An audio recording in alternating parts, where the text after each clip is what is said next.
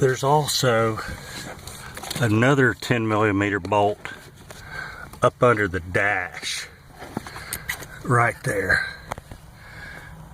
It's under the glove compartment, and you can see the head of another bolt right there that everybody talks about is under the fender well, but it's not necessary for you to undo that because the other bolt's like 2 inches away from it, and you can see a very small crack in the leg where I didn't remove that bolt. But the heater box comes out just fine, and it fishes back in just fine too. Believe it or not, that bolt inside the heater box under the hood was really easy to get started back once it popped into place. Everything's pretty easy on that.